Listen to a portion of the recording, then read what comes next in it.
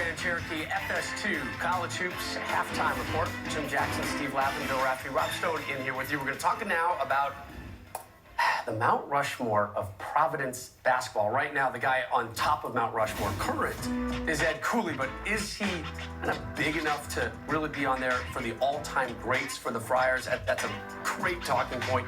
Dave Gavitt, there would be no Big East without Dave Gavitt. And then some of the players, Ernie D, I know, Raph, you're high on him. He's a guy for you that belongs right there. I think you're right about Gavitt, though. You got to start with him. I mean, this is a guy that, sort of, well, he started at the Big East, but his contributions to other coaches and just a fantastic influence on a lot of people's lives. But there's so many great players here, and just Ernie D and Marvin Barnes. Of course, Kevin Stakem, I have to stay because we picked a check once in a while for me. But this is just a Lenny Wilkins. I mean, Johnny Egan. I mean, you can go on and on with this particular program. Yeah, I mean, Dan Gavitt, there is no Big East without Dave Gavitt. Dan Gavitt also should probably be up there in the Hall of Fame. Dan could probably get you a job someplace.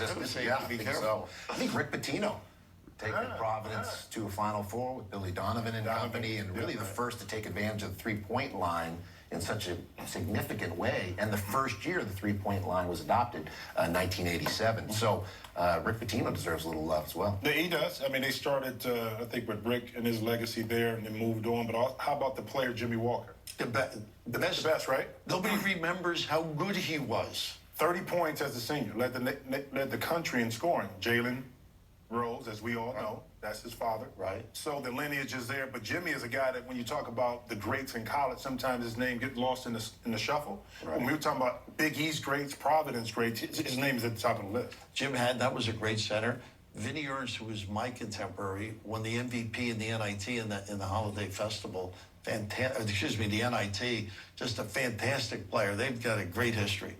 And I think Ed Cooley, too, just what he's doing here in Providence, again, his legacy is continuing to move on. As it continues. As it continues, is going to, his face is, Easy Ed is just, who else is better to work with in regards to, from a TV perspective, and what he does? He's on our Rushmore, right? I mean, as doubt. far as working with him and the compatibility, the intelligence he brings us. Chris Dunn, probably the biggest name of this recent generation, guys.